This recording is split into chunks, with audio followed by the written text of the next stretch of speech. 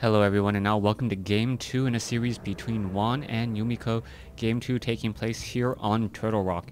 I apologize to begin with. I'm extra tired right now. The daycare that my daughter is at was shut down for a day so that they can handle, there's the H1N1 virus going around, and it's a lot of, just a precautionary measure. My daughter's fine.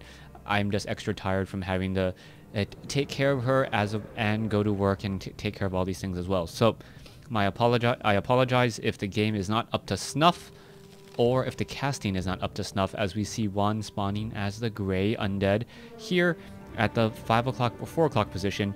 5 o'clock position, we have Yumiko spawning as the pink human. Now, human versus undead in this series, game 1 really went strong for Yumiko, as Juan was pretty much forced to allow Yumiko to run his game. Juan tried to do a tier 2 push and then also went into Black Citadel. He ended up losing a lot of acolytes.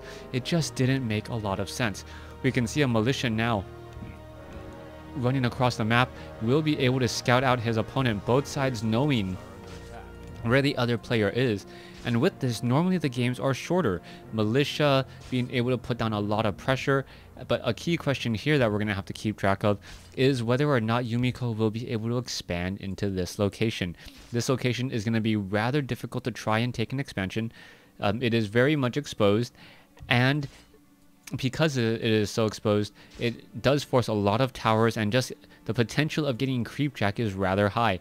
You can actually get creepjacked with the units sandwiched in between you, or you sandwiched in between the units. That is perhaps the worst possible thing, if you are actually sandwiched in between the creeps and yourself, as well as we're going to see now a scout tower already being placed down, most likely followed by an arcane tower in just a moment. Now, there is a little bit of separation here in between these farms. I have often wondered why there would be separation. I know if it's on towers that it's because you're afraid of the splash damage coming in from destroyers, but I'm not quite so sure about it when it's farms. It could be because you want more surface area. You want to make sure that the Death Knight cannot get its way in. It's actually double clapped a little bit. Units can get in between and also do a little bit of repairing, as well as we see the Death Knight still wandering around here. I don't believe the Death Knight of Juan is going to put down any pressure. He's just backing off. He's going to try to venture forth once more, and he will be getting those Crypt Fiends. And at that point he should decide to back off and then try and start creeping out this green creep camp here and this orange creep camp. Now, it may be up to Yumiko now. Yumiko looks like he wants to try and deny experience for the Death Knight. The Death Knight's still wandering around and just doing laps inside the base so far. If the Archmage is actually able to creep out this creep camp here, or perhaps potentially this creep camp, that will cause problems, as the Death Knight will be stuck even further behind in the EXP wars, since he'll have to travel so far in order to even get to level 2. Crypt Fiends are out. Meanwhile, let's take a look here. We are going into the keep now. Someone's saying a rifle push. I can't imagine it being a rifle push anytime soon, but we are already going into keep. So if it is a rifle push, that would be completely out of the ordinary there. We now see defend, so I do not believe it's going to be a rifle push, as we now have the Archmage sitting at level 2, double Cloak of Shadows, able to hide inside the shadows of shadows, so to speak, if he wants to. And we are now going into Riflemen, Crypt Fiends versus Footmen, and still nothing really indicating what tech path that Yumiko will be going down. Archmage being very gutsy and now going to try and creep out this creep camp here. You can see Water Elemental has been dropped. The Forest Troll Warlord is right here, and there is going to be no militia nearby. This might actually be more than Yumiko can chew if he tries and engage here. A little bit of time. You can see the Forest Troll Berserker has been taken down. Also, Tome of Experience now left behind. That's going to be a huge benefit, as the Forest Troll Warlord now going to get taken down as well. Yumiko being very gutsy, creeping out one of the expansions at the 12 o'clock position. We can see Rune Bracers now being dropped, and that is a very good item for this Archmage. Archmage is going to have very easy time, as Death Coils are not going to be able to take him down nearly that quickly. We are going into Halls of the Dead, maybe eventually Black Citadel as well, and this is actually more of a tech race between the two, as we now see a lumber mill. Now, lumber mill doesn't make much sense to me for any sort of tower rushing, and because we are at tier 2, no reason to really get to tier 2. Masonry upgrade is good, but not absolutely necessary to have level 2 masonry upgrade if you're trying to go for that push, especially when you know that your opponent does favor crypt fiends, and those crypt fiends would benefit or would easily just take down all of those scout towers in just a second. There's a death coil, saving a crypt fiend for a little while longer. Water elemental now looking to back off as we are sitting on 2 bases. Now peasants just massively clearing out the lumber line here. Once again, another engagement. Crypt fiends going up against that Death Knight. Death Knight still sitting at level 1. Has to play it very safe now, as the crypt fiends are going to get some more attacks in. Let's take a look here. Crypt fiends, skeletal minions. Crypt fiends now backing off. You can see some damage is being dealt. A lot of focus damage coming in. Water elemental may get taken down. Yes, down it goes already, as the Death Knight now getting closer and closer to level 2. Footmen are retreating all the way back home. We now see a quick tech to tier 3, and are we perhaps going to see a fast tech to Knights? A fast tech to Knights may actually work out, as we see another Death Coil saving a low hit point Crypt Fiend. Level 2 now on the Death Knight, and with Unholy Aura, it's going to be even more difficult to take down these Crypt Fiends here. You can see the Crypt Fiend getting in some easy shots onto that Archmage. Death Knight, Archmage, both sides still battling it out. Castle, there's that Blacksmith. We could in fact see Knights, and Knights with Animal War training would deal a lot of damage to these Crypt Fiends. The Crypt Fiends are medium armor, meaning that they do take additional damage from any sort of normal attack, which Knights in fact do. Knights and a Footman. Let's take a look. Castle is about halfway done. Blacksmith is about 80% done. That should be completed in just a second. Lich now looking to creep out the Ogre Warrior creep camp. And that's got to be a horrible way to wake up. Ogre Warriors getting smacked in the face with an ice ball. And live in California, Southern California, don't really know much about that, as we are seeing the Lich and the Death Knight still doing a bit more creeping. Alright, there's a quick ensnare. Meanwhile, off over here, Archmage looking to really creep out the creep camps even further, and may take down this another red creep camp.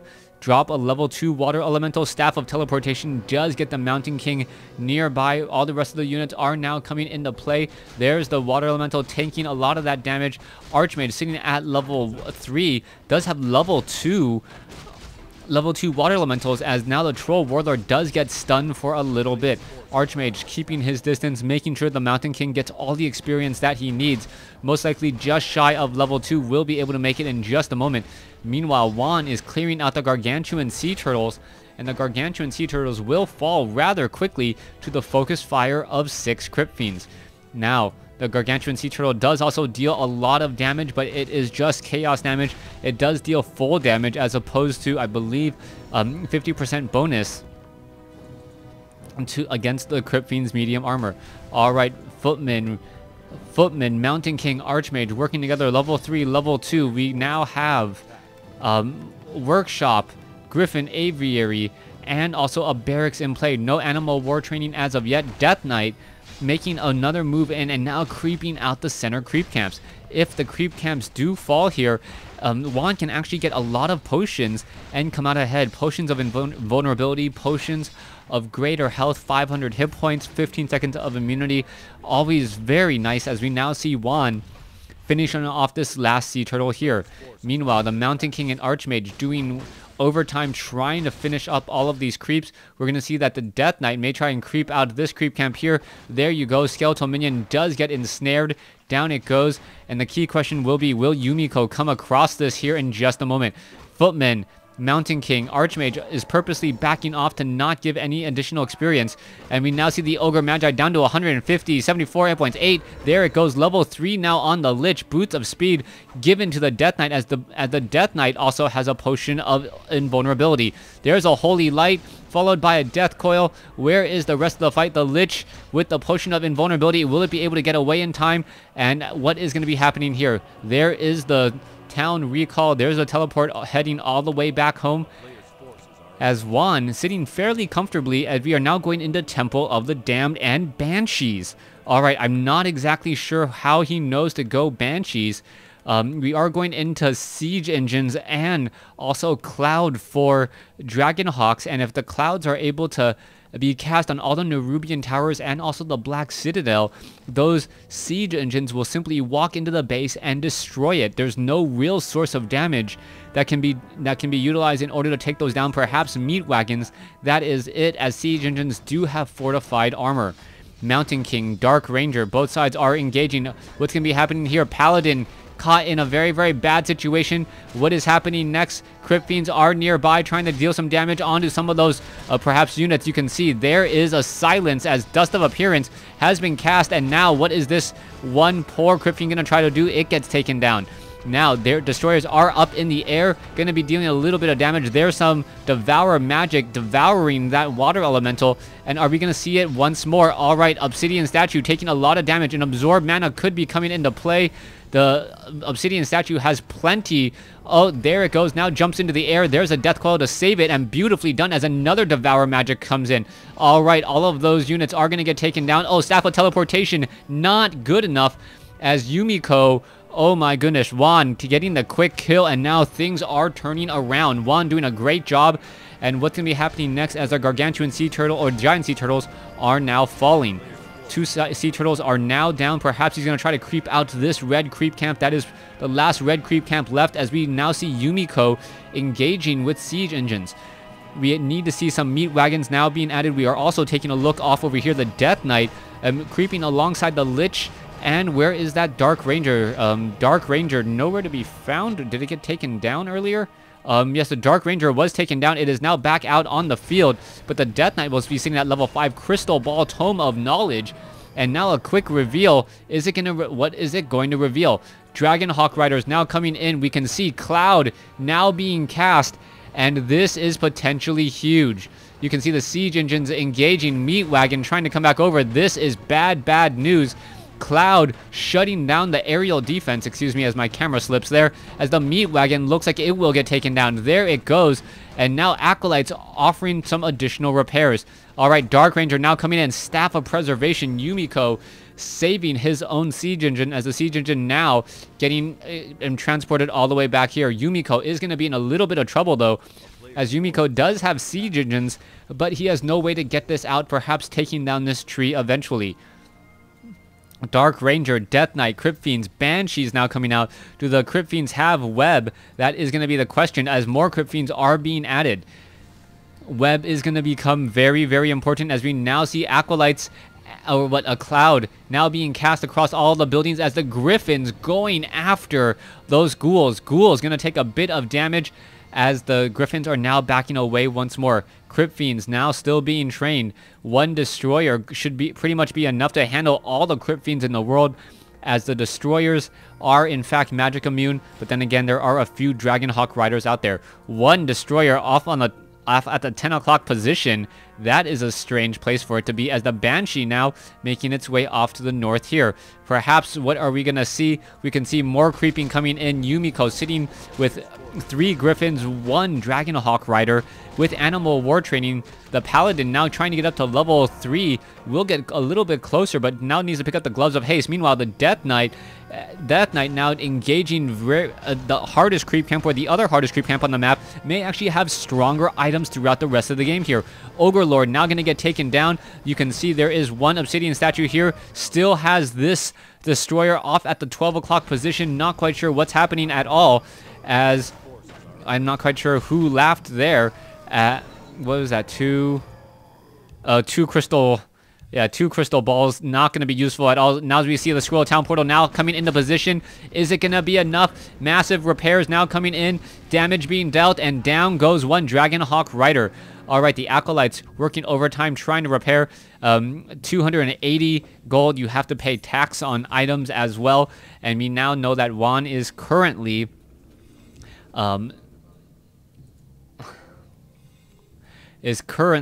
sitting at low upkeep. All right, 58 over 70. Still has one destroyer off there. That is not good news. We can see Crypt Fiends now trying to engage. The crystal ball's not that useful of items at all. Perhaps the crystal ball will be given a note, just completely sold, as we now see an expansion being taken up by Yumiko. Yumiko actually benefiting from the fact that that expansion has already been cleared out. Only extra gold coming in from Juan, and Juan perhaps a little bit sad at this point. He should actually be much better position ahead of his opponent. Double, what is this? Two things to note. Yes, the expansion that I already mentioned and this destroyer that I already mentioned, and that is not good news at all. All right, what is happening here? Lich now making his way forward. You can see Yumiko, Paladin, now sitting at level 3, the human tri-hero, very strong, sitting at 333. Meanwhile, the Death Knight sitting at 4, almost 5. Dark Ranger sitting at 2, Lich sitting at 4, so a 4-4-2 as the Destroyer now finally realizes, hey, I've been stuck on the top there, and oh, is he going to get free experience? Yes, it is. The quick Devour magic for free experience there as the Death Knight now extremely close to level 5. 2 experience away. What is going to be happening next? There are Griffins nearby, no Dragonhawk Riders.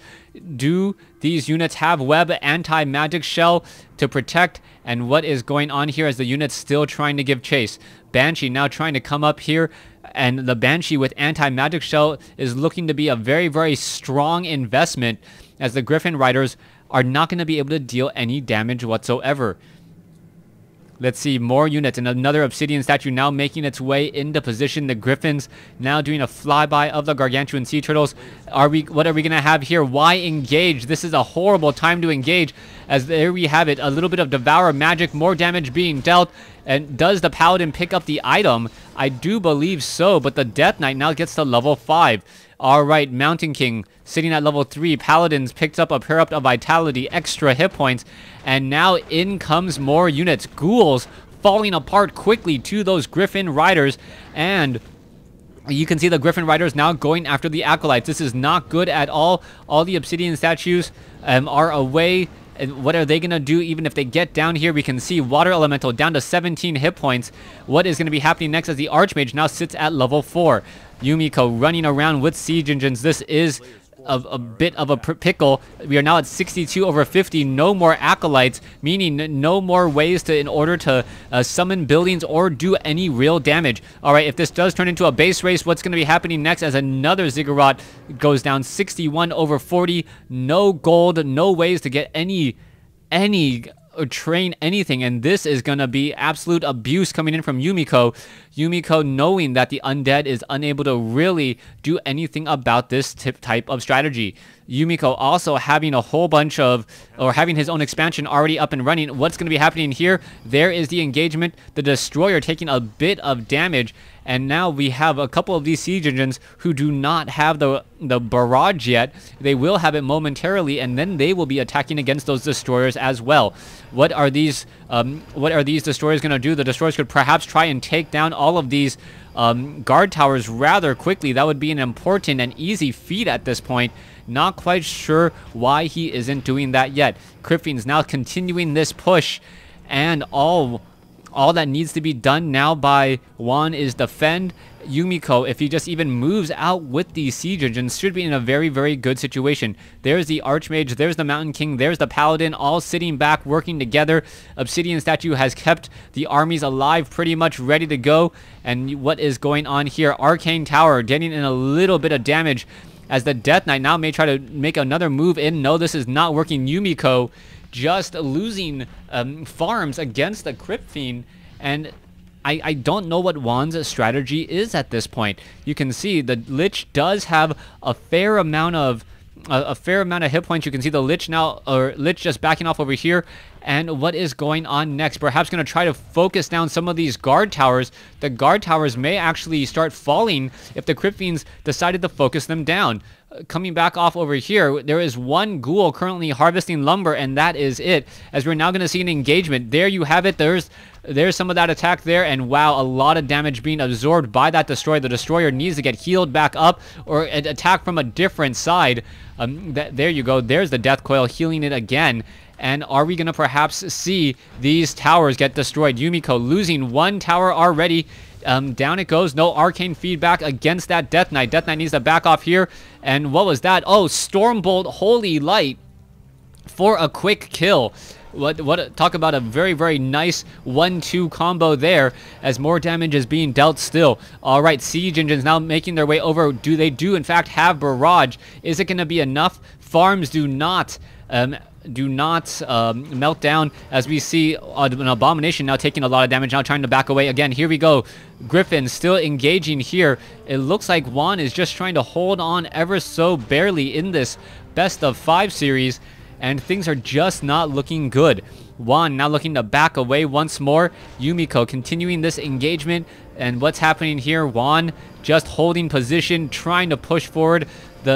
We can see that the Banshee does have some anti-magic shell. Will it be able to stay alive? And down goes some of the units. All right, Barrage, Griffins now engaging, going back and forth. That is simply going to be too many units. Is there enough Crypt Fiends in order to ensnare off or web down all of these Griffins? You can see damage is being dealt, but I believe that's simply gonna be too much. All of the Obsidian statues have now been destroyed as well. Crypt Fiends getting taken down one at a time. Anti-magic shell doing a little bit, but perhaps not enough, as a Death Coil saves another unit there. All right, more attack coming in. All right, Griffin's trying to attack back. Another Crypt Fiend does get taken down there, as Dust of Appearance is revealing all of these units. Mountain King coming in and pressuring at just the right time, and that is going to be the GG. A beautiful play by Yumiko, perhaps with a old school strategy, and there's the well played by Juan, knowing that there wasn't much that Juan can do. Thanks for watching. Thanks for listening. Hope you guys enjoyed Game 2. Stay tuned for Game 3.